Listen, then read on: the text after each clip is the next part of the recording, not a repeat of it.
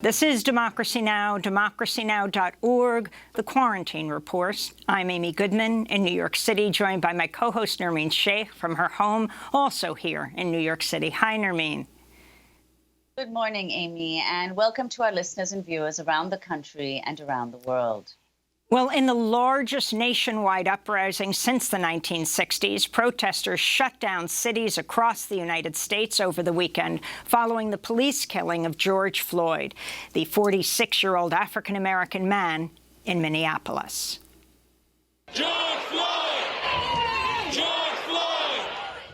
George Floyd! George Floyd! What do we want? Justice! When do we want it? Now! What do we want? Justice! When do we want it? Now! If we don't get it, Shut it down! we don't get it! Shut it down! We don't get it! Shut it down! What do we want? George Floyd died 1 week ago on Memorial Day, when Minneapolis police officer Derek Chauvin arrested him and pressed his knee into Floyd's neck for nearly 9 minutes, as Floyd repeatedly gasped, "I can't breathe," and then stopped moving. On Friday, Chauvin was charged with third-degree murder and second-degree manslaughter.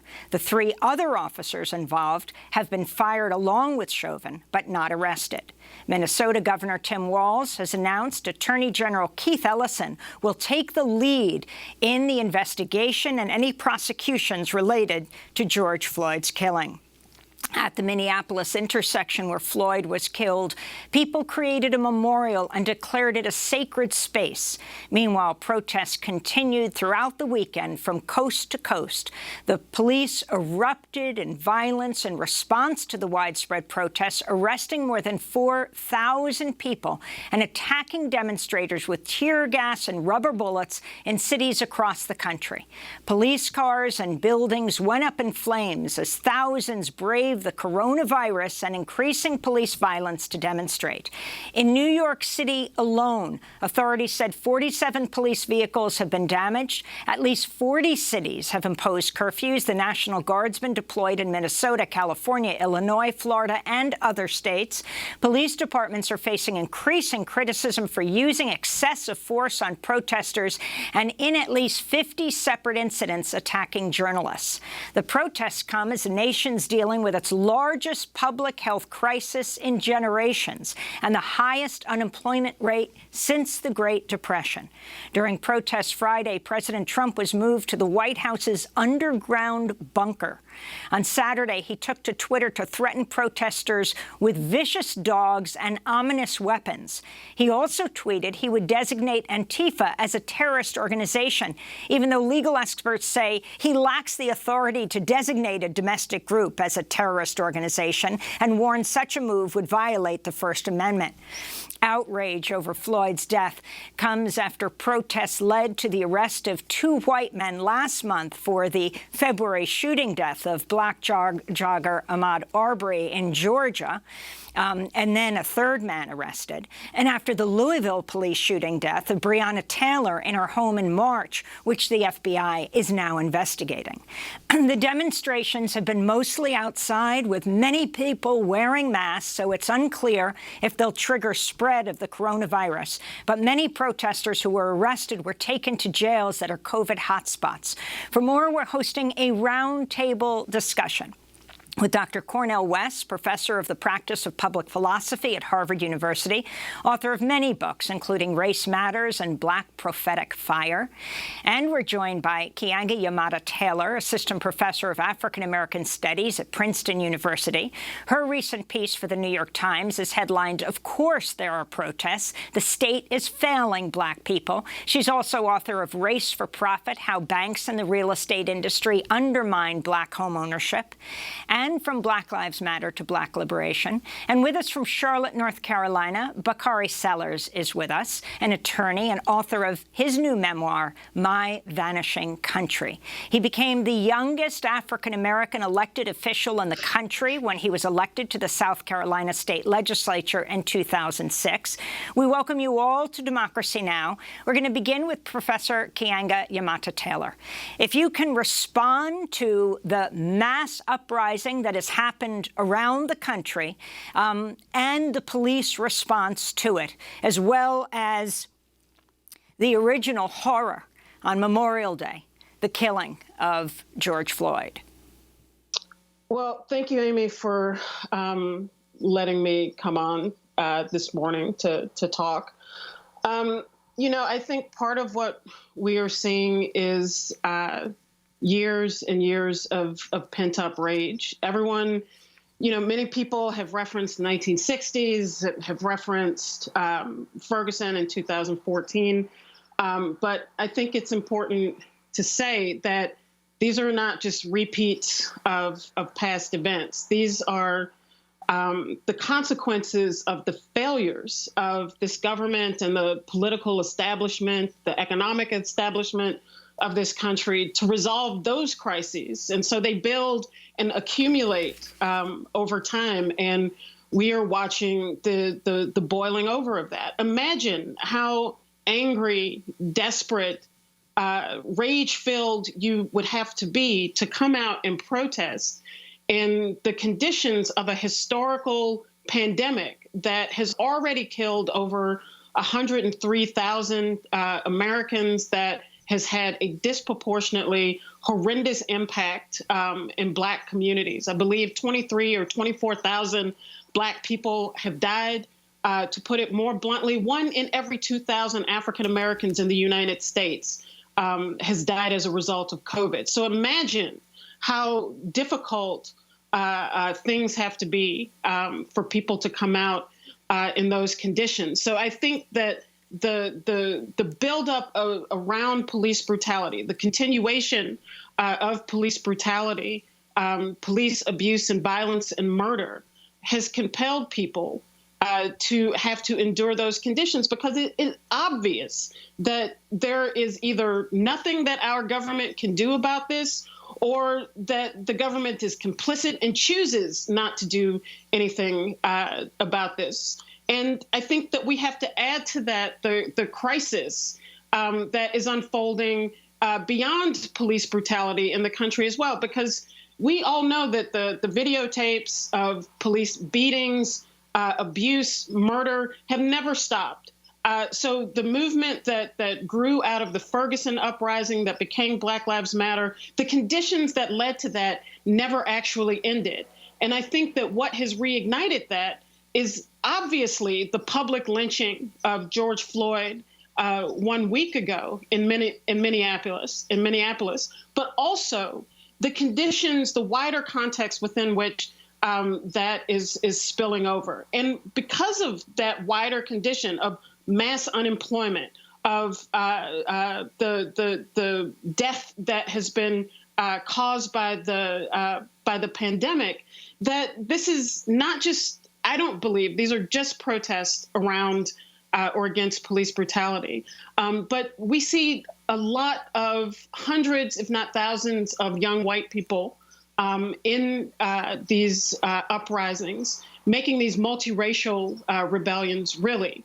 And I think that that is important. Some people have described the participation of white people as outside agitators, or I know that there are reports of white supremacists infiltrating some of the demonstrations. And I think that those are things that we have to pay attention to, keep track of, and try to understand.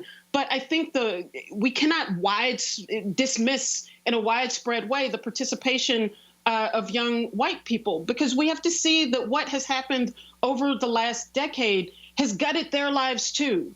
And there has been some discussion about this with perhaps their parents' generation, with the description of deaths by despair. So we know that the life expectancy of ordinary white men and women has gone into reverse. Something, by the way, that does not typically happen in the developed world. And it is driven by opioid addiction, alcoholism, and suicide. And so this generation, whose lives really, if you've graduated from college, your life has been bracketed by war at the turn of the 21st century, by recession, and now by a deadly pandemic. And so I think we're seeing the convergence of a class rebellion with racism and racial terrorism at the center of it. In many ways, we are in uncharted territory in the United States. Dr. Cornel West, could you respond to what Professor Yamahtta Taylor said? You agree that, of course, the murder of George Floyd was a lynching. You've also said that his murder and the demonstrations that have followed show that America is a failed social experiment. So could you respond to that? And also the way that the state and police forces have responded to the protests following George Floyd's killing, with the National Guard called out in so many cities and states across the country. Well, there's no doubt that this is America's moment of reckoning.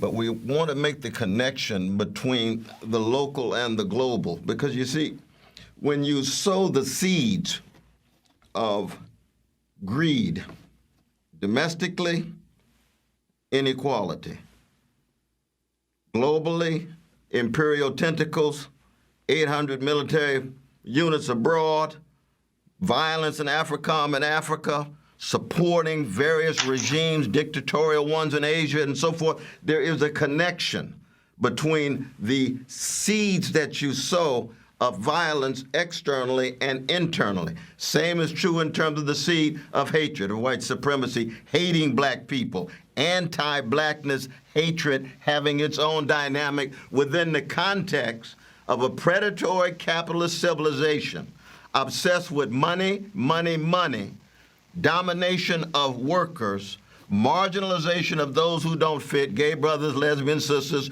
trans, and so forth. So it's precisely this convergence that my dear sister Professor Taylor is talking about, of the ways in which the American empire imploding, its foundations being shaken with uprisings from below. The catalyst was certainly Brother George Floyd public lynching, but the failures of the predatory capitalist economy to provide the satisfaction of the basic needs of food and health care and quality education, jobs with a decent wage. At the same time, the collapse of your political class, the collapse of your professional class. Their legitimacy has been radically called into question, and that's multiracial. It's the neo-fascist dimension in Trump. It's the neoliberal dimension in Biden and Obama and the Clintons and so forth. And it includes much of the media. It includes many of the professors in universities. The young people are saying, you all have been hypocritical. You haven't been concerned about our suffering, our misery, and we no longer believe in your legitimacy. And it spills over into violent explosion. And it's here, I won't go on, but I mean, it's here where I think Ella Baker and Fannie Lou Hamer and Rabbi Heschel and Edward Said, and especially Brother Martin and Malcolm, their legacies, I think, become more central because they provide the kind of truth-telling, they provide the connection between justice and compassion in their example, in their organizing, and that's what is needed right now. Rebellion is not the same thing in any way as revolution. And what we need is a nonviolent revolutionary project of full-scale democratic sharing, power, wealth, resources, respect, organizing, and the fundamental transformation of this American empire. And your thoughts, Professor West, on the governor of Minnesota saying they're looking into white supremacist connections to the looting and the burning of the city, and then President Trump tweeting that he's going to try to put Antifa, the anti-fascist activists, on the terror list, which he cannot do, and William Barr emphasizing this, saying he's going after the far left to investigate.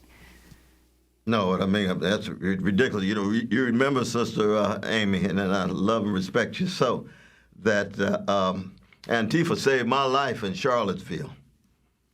There's no doubt about it, that they provided the security, you see. So the very notion that they become candidates for a terrorist organization, but the people who are trying to kill us, the Nazis, the Klan, they're not candidates for a terrorist organization status. But that's what you're going to get. You're going to get a Trump-led neo-fascist backlash and clampdown on what is going on. We ought to be very clear about that. That neo-fascism has that kind of obsession with militaristic imposition in the face of any kind of disorder.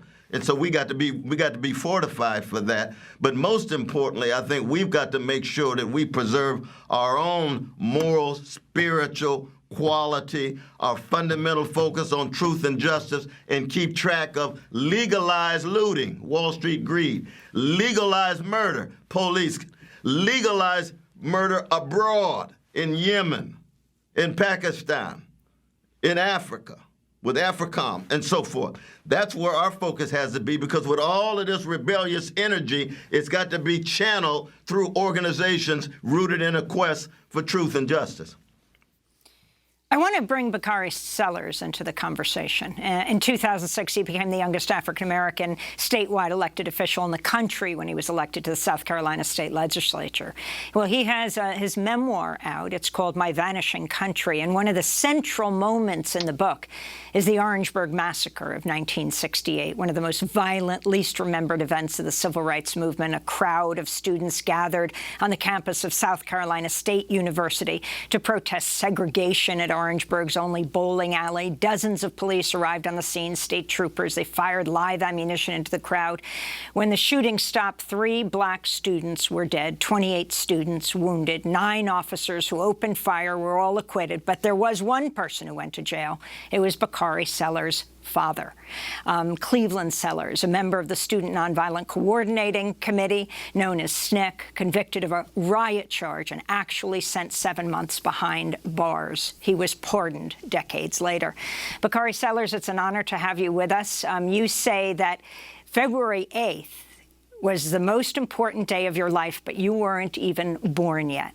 Talk about the connections to what was happening then to what's happening today in this country. First, thank you for having me on such an august and esteemed panel here this morning. February 8th, 1968 is by far the most important day of my life. Not only did law enforcement shoot into a crowd, killing Henry Smith and Samuel Hammond and Delano Middleton, not only did they shoot my father, not only was he the only person who was incarcerated, but there's been trauma that's lingered since then. My sister was born while my father was still locked away. The first time that my father was able to see my sister was actually on the prison yard. But when I think about George Floyd, where we are today, and I think about Ahmaud Arbery, and I think about Breonna Taylor, it just goes back even further. You know, my father got started in the movement, and I think Dr. West will acknowledge that the names that he mentioned, the Ella Bakers, the Fannie Lou Hamers, they were all a part of what we call the Emmett Till generation. In 1955, when that picture was in Ebony magazine, and the whole world was able to see that image of what racism and bigotry and hate had done to young Emmett Till. But you think about Emmett, you think about Jimmy Lee Jackson, you think about Medgar Evers, you think about not just the Orangeburg Massacre, but the 4 little girls in Birmingham, and the list goes on and on and on. And my father is 75 years old today. I'm 35 years old. And the biggest problem we have in this country is that we have many of the same shared experiences. In My Vanishing Country, I not only talk about Orangeburg and some of the successes I've had, but I've also talked about the fact that I've had to bury good friends, one of which was Clemente Pinckney, who was the pastor of Mother Emanuel AME Church, who was killed after Bible study with 8 others just because of the color of his skin. That's the country that we live in. And what you're seeing today is not just about George Floyd. I don't want anybody to think that. What we're seeing today is about systemic injustice and systemic racism that's plagued this country for 400 years. And just to harp on Brother West's point for a second, just to drive it home, and one of the things I highlighted in My Vanishing Country, I'm from Denmark, South Carolina, where we have 3 stoplights and a blinking light. And I grew up in a food desert, meaning that you couldn't go 2 to 3 miles and get fresh fruits and vegetables, meaning that you probably have a higher propensity to have things like diabetes. We're drinking dirty water where I'm from, which means that you are taking in toxins that are likely to cause cancer at higher rates. Inhaling dirty air because of brownfields in the manufacturing plants, meaning that you're more likely to have asthma. Because we didn't expand Medicaid, my hospital shut down. We live along what's called the corridor of shame, in which kids go to school and their heating and air don't work and their infrastructure is falling apart. These are the systemic injustices and systemic racism that we're highlighting and talking about. And then you overlay that with the pandemic. And it's no question that my father says it all the time: when America gets a cold, black folk get the flu. Well, now America has COVID and black folk are dying. And then you think about the bodies, this black violent killing porn that we are obsessed with in this country. We have George Floyd, who was killed like a dog. Let me not even say like a dog, because if he was a dog, they actually would have arrested all 4 officers by now. But there was a knee to the back of his neck for 8 to 9 minutes. And I think that there is so many people, including myself, who are questioning, as the parents of black children in this country, how do we go about raising them? What do we tell them? These are questions and a crisis of conscience that is now facing the United States of America. And so I hope people, if they pick up My Vanishing Country, black folk get a sense of pride, but I hope white folk get a sense of understanding, because before you can get to atonement, and black folk are always in a position in this country of forgiving, but before we can even get to that point, we have to have understanding.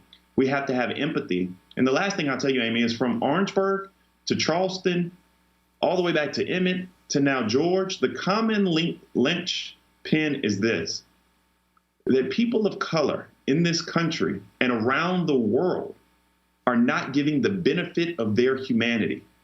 You cannot tell me that those officers saw George Floyd as being human.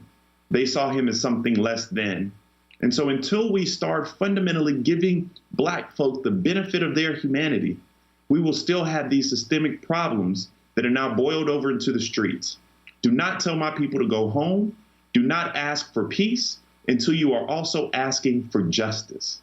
Justice has to become a verb in this country, not just a noun. We continue to bring you the voices of the rebellion around the country. In the largest nationwide uprising since the 60s, protesters shut down cities across the country following the police murder of George Floyd, the African-American man in Minneapolis. This is activist, former Women's March co-chair Tamika Mallory, speaking at a rally in Minneapolis.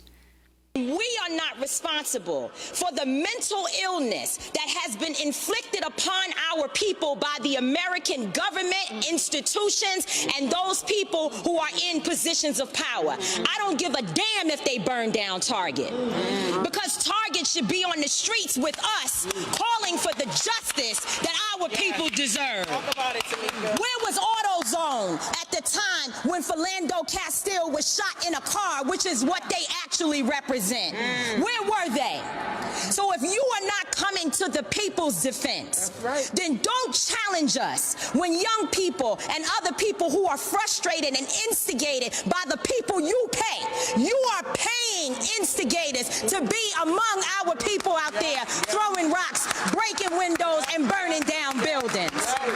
And so young people are responding to that. They are enraged, and there's an easy way to stop it.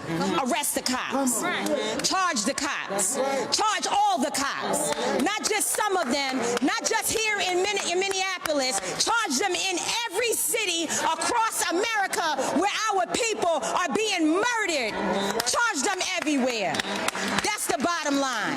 Charge the cops. Do your job. Do what you say this country is supposed to be about, the land of the free for all. It has not been free for black people, and we are tired. Don't talk to us about looting. Y'all are the looters. America has looted black people. America looted the Native Americans when they first came here. So looting is what you do. We learned it from you.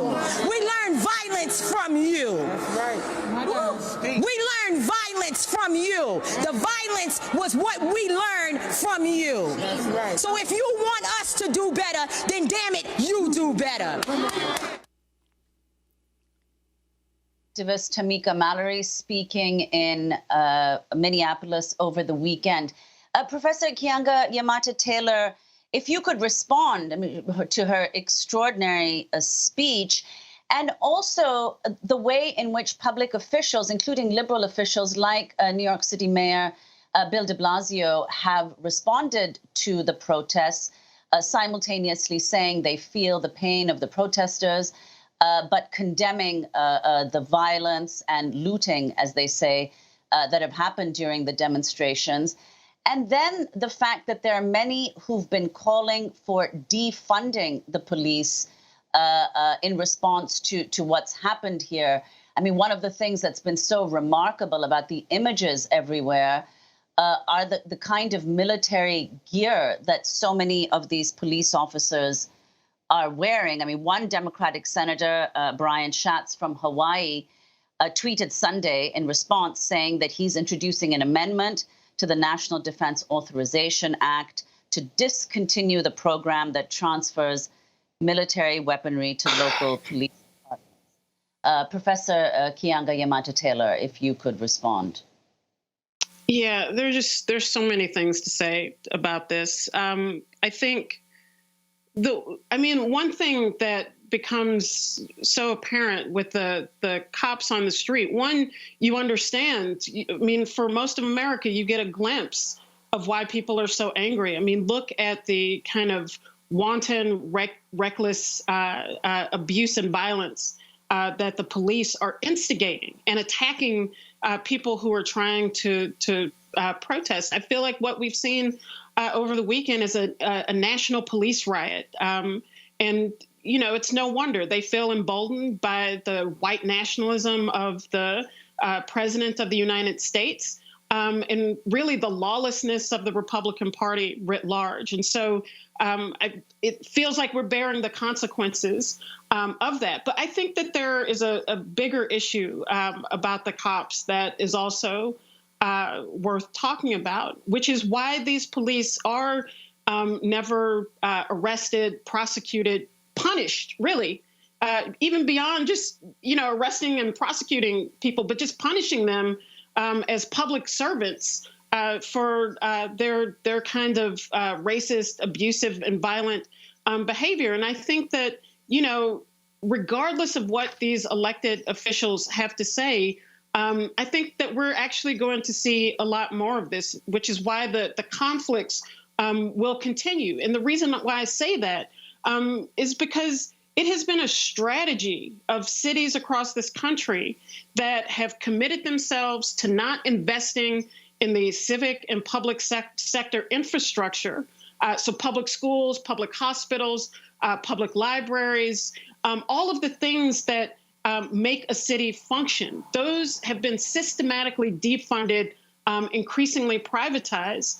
And the way that cities manage the inevitable crises that arise from that, when combined with unemployment, when combined with poverty, when combined with evictions and all of the insecurities that we see racking cities across this country, the police are used to manage that crisis. And that is why in city after city, as other public institutions take financial hits, as other public institutions are defunded, it's the police that always get to maintain their budgets. And we look around now where, because of the COVID crisis, every city is talking about massive budget cuts, but not to the police. The police almost never have to incur layoffs. They never have to incur budget cuts because they are seen as the public policy of last resort.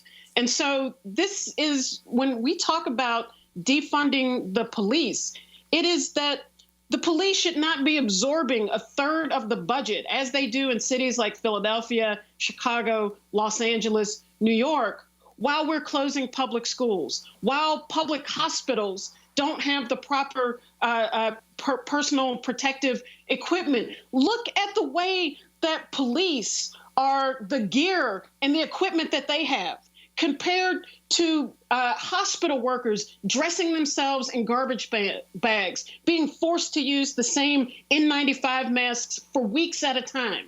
Look at the contrast between that, and then you understand what the actual priorities of the governing politicians and bodies are, which is why, and this is the last thing I'll say, the hypocrisy of someone like Andrew Cuomo or Bill de Blasio, or any of these politicians coming on television, on their the press conference, wringing their hands about the police, talking about these issues as if they are passive bystanders or just concerned citizens, and not elected officials who have power, who have authority, who have the ability to punish the police, who have the ability to make budgetary priorities, who have the ability to shift resources in one direction or another. But they sit back and act as if they are just watching the train wreck in slow motion, and not that they are actually in control of the gears. And this is part of the hypocrisy that is making people so angry, is that we have these elected officials getting on television talking about how terrible this is. Andrew Cuomo saying, say her name. Andrew Cuomo, do your job. And I think that this is part of what is forcing people to feel that they have no other choice, no other response than to rebel, because the levers and mechanisms of government that are supposed to attend to these issues have shown themselves to be completely broken. Professor Cornel West, if you could comment on what Professor Keeanga-Yamahtta Taylor said, and also the fact that some observers are saying that all of these emergencies occurring simultaneously, the economic emergency with over 40 million Americans now unemployed, the health crisis with the pandemic, that these could result, and then, of course, these protests across the country, that these could result in some significant structural transformation within the U.S., as occurred in part following the Great Depression and the protests of '68. Do you agree with that? And if so, what kind of transformation do you think is essential? Well, I would just want to say first, just ditto to what Sister Taylor said. And I want to say, of course, send my salute to Brother Bakari. He's part of a family of political royalty with Brother Cleveland and others in so many ways. But I think we also have to be very candid about the decadent leadership class. That when Sister Taylor talks about Cuomo and the others, absolutely. But you see, we've had a black leadership that has so sanitized and deodorized the black freedom struggle that you end up with neoliberal politicians who have accommodated themselves to the Wall Street greed. That's why they bail out Wall Street rather than everyday people. They've accommodated themselves to the killing machine of the Pentagon and State Department. That's why they can vote for budgets where 53% of every cent goes to the military, and there's no money left for investment in education, healthcare, jobs with a living wage. And we haven't had enough organized voices to bring critique to bear on that kind of decrepit neoliberal black leadership.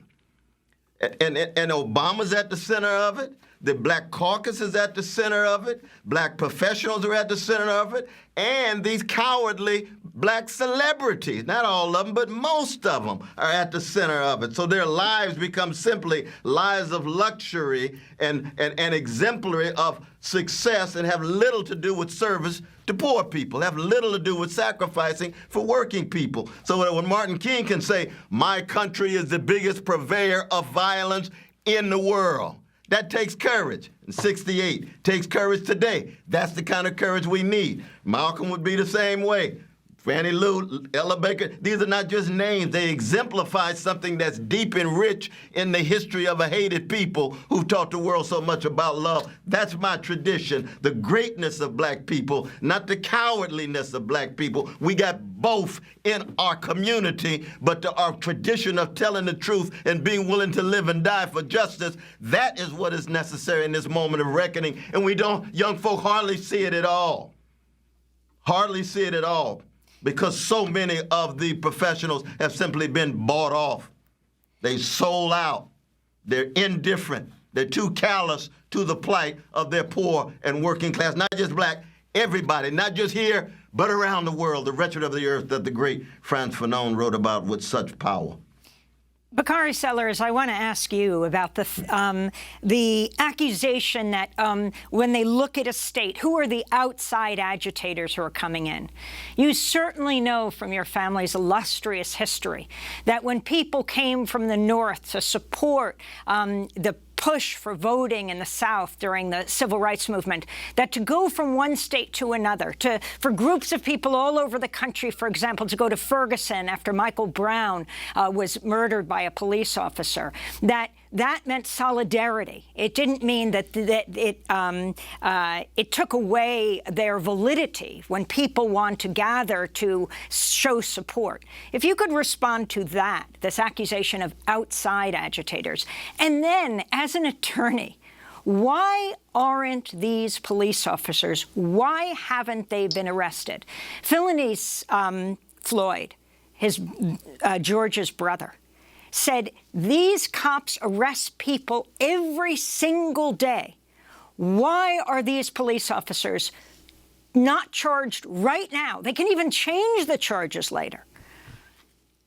So you brought up a good point, and nothing makes me cringe more than hearing the term outside agitator. What it is a cop-out. Elected officials, and we're seeing that used to say that my own constituents don't have any reason to have this level of discord.